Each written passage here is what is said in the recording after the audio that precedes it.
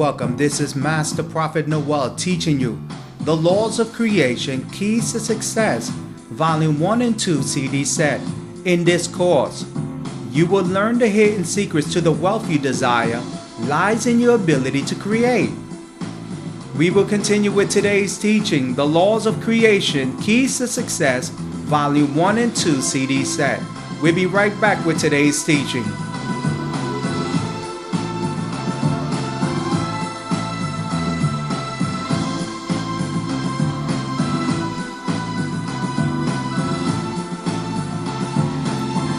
The laws of creation, keys to success. Number 1, creation will free you from the rise of economic slavery. The mind of economic slavery is on the rise in America. Now, millions of Americans are working in jobs for greedy business owners looking to enslave them. By giving them a low wage, no medical, dental, or retirement benefits, and forcing them to work long and hard hours, economic slavery is on the rise in America.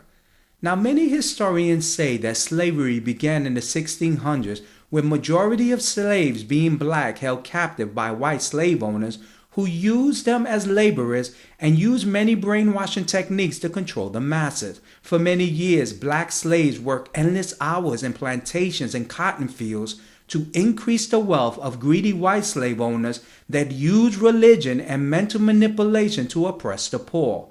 Now, history teaches us that in 1863, President Abraham Lincoln signed a law called Emancipation Proclamation, which freed the slaves held in Confederate states. This law became the spark that started the movement worldwide to free black slaves from their white slave owners. I believe that freeing the black slaves was more of a business decision to the greedy white slave owners than a spiritual one, so many people believe. Let me explain. In the 1800s, many greedy white slave owners began to unite and speak of the difficulty caused of maintaining slaves. Each slave must be fed, clothed, and provided medical assistance to maintain a steady worker that could generate their owner wealth.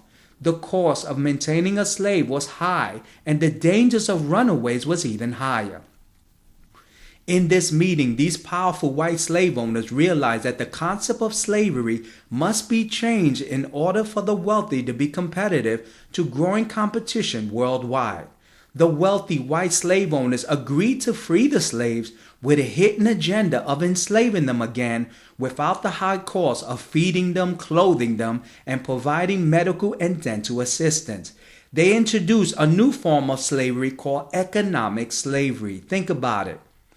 Every time you work at a job that does not want to provide you medical, dental, and retirement benefits or vacation time, forcing you to work hard hours for low pay, remember this teaching. Economic slavery is on the rise in America. Now listen to this prophecy I gave to this caller that revealed the creation of a book that he would bring forth and the results of that prophecy. Listen closely to this prophecy. What the word of the prophet will say, Jesse, is that God is going to start moving you to make powerful decisions. This is going to be a year of decisions where it's going to be between you and God. And I want you to make a decision because God is going to start to plant some things in your heart that you need to follow up with that maybe not everyone in your family is going to understand. They're not going to really appreciate, but you need to follow the unction of God that has in your heart. Some of the things that God is telling me that is going to deal with you, Jesse, is that I want you to contemplate that for 2010, you and your wife visiting the homeless shelters. And God wants you to contemplate visiting the homeless shelter, giving some sandwiches, giving some foods, because this will be a great way for you to continue with your movement with ministry, and also give you opportunities to meet people when as you start your ministry. So I want you to contemplate, because the opportunities are going to start to appear in your life when you can give some food, and you just go to your local shelter, give some food, tell them about God and things like that. Also, I want you to also keep in mind, you're going to make an important decision about what you're going to do for 2010. Now, let me just tell you some things that you're contemplating that God is going to start to put in your heart. Be very careful Because you're going to make a decision that has to do with moving to a closer ministry. And it's going to be something that you're going to be contemplating because there's a ministry there you got your eyes on. Do you understand what the prophet is saying?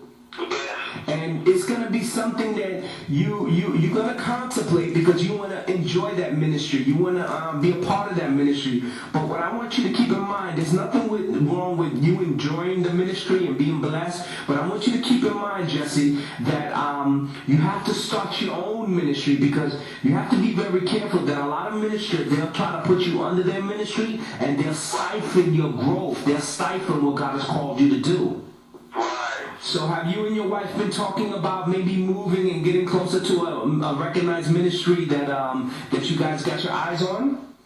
Yes, we've been contemplating moving, and we were saying, we were going to fellowship, when we talked about that too, we would fellowship with other churches, but I remember what she said a while back, and we talked about, not getting too caught up. Yes. With other ministry because of that same thing. Yeah, because what happens, Jesse, this is what happens. When ministers see your giftedness, when they see your potential, what they'll do is they'll bring you into their ministry and they'll siphon your growth. They'll like stagnate the gifts and your abilities. And I've seen this happen to many, many people. That's why I try to tell people that you can enjoy other people's ministries, but you have to grow. You have to start your own. Because I got a guy. Let me give you an example. I got a guy named Danny that started with me when I first started my ministry. And I prophesied to him that he needed to get out of this certain church. He didn't want to listen to me. He said, no, prophet, they're going to make me a minister. They're going to ordain me. And I kept telling him that that's not their intention. Their intention is just to keep you to sit down and you to come pay tithes. Right, exactly. And let me tell you, several years later, Jesse, I just saw him the other day, and he's still stuck in the same place. And the first thing I asked him was, are you in ministry yet? Do you have your ordination? And he tells me, prophet, he's still at the same place. Wow. And we don't want that for you. We want you to take over the world, you and your wife, and we want you guys to make some decisions. Now, God is going to start to put in your heart, Jesse, 1 year. God, you're going to start to see that God is going to make a commitment to you that he's asking 1 year from you, Jesse, 1 year. And in this year of 2010, you have to give him this 1 year so that you can see the movement of God in your life. Because what God is going to do, Jesse, he's going to start to move you to do other things. I know you have plans for 2010. You were thinking about law school. But God keeps saying 1 year. Give him 1 year. Because in this 1 year, Jesse, he's going to move you in so many directions. And it's going to show you that your dependency is not on money or physical opportunities. Your dependency is going to be on God. He's going to move you in this 1 year, 2010. You're going to go with your wife. You're going forward. You're going to continue to work, and then God is going to start to cause new events that are going to start to appear in your life, and it's all going to be in the promise of 1 year. Wow. And Jesse, I want you to also keep in mind, I want you to continue to look for your angels. Your angels are gonna, as I was praying for you, your angels keep dealing with me that you need to continue to connect. You need to continue to connect because you're desiring them and they're desiring you, and you need to continue to learn. You need to continue to grow because you're gonna operate your ministry, and you're gonna be like a crossing over, like a vampire, and you want to continue to connect with your angels and be sensitive so that when you're standing in front of people, you can operate in that gift. Do you have any questions for the prophet? Wow, that's it's funny you mentioned the thing about the homeless shelter because I had to go for work purposes. I had to go and deliver food to the homeless shelter. But 4 times in 1 week, the battered women's shelter. Beautiful. During the Thanksgiving holidays, and me and the owner got to talking, and I got to meet some of the people. So beautiful. And I mean, about the moving situation, that's so true because my wife and I were getting ready to move to Atlanta. Yes. At the end of this month, and the Lord's really been dealing with me about the prophetic. I mean, I'm having dreams when you prophesied to me a while back that it was going to start dealing with me. Yes.